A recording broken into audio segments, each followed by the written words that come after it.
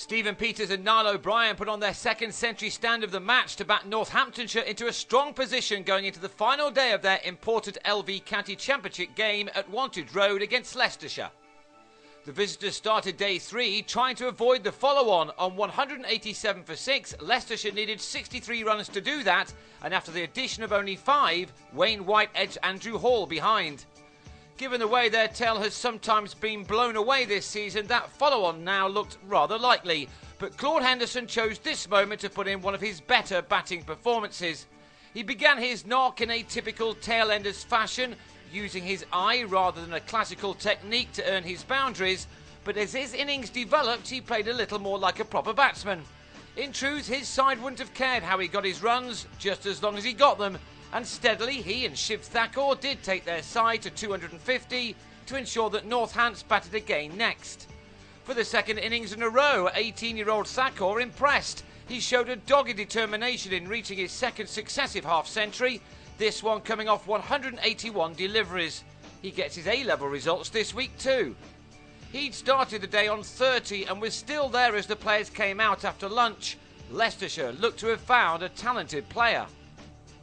He and Henderson put on 80 for the 8th wicket as stand ended when Thakur on 61, one short of equalling his championship best, drove James Middlebrook to Ollie Stone to end his 4.5-hour stay.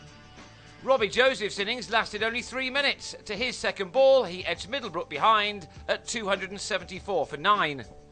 Henderson, who after a speedy start had bedded in, now threw the bat to reach his second 50 of the season, that being his 8th 4 from 103 balls. Leicestershire were hopeful of making it to 300 for a third batting bonus point, with Nathan Buck adding 25 with Henderson. But on 299, Lee Daggett trapped Buck in front for 14, leaving Henderson unbeaten on 56.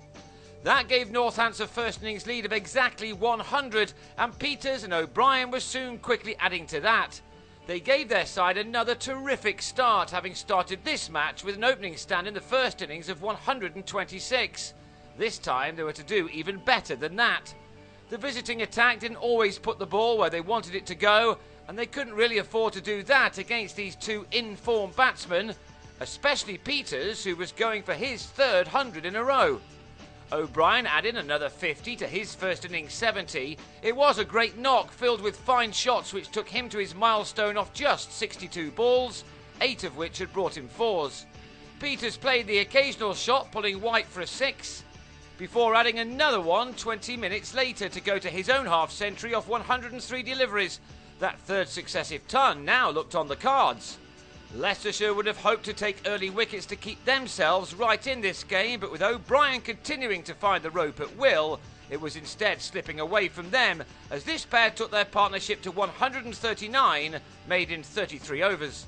So Josh Cobb chucked the ball to Will Jones to bowl for the first time in the championship, and with his 5th delivery, he caught and bowled Peters for 56.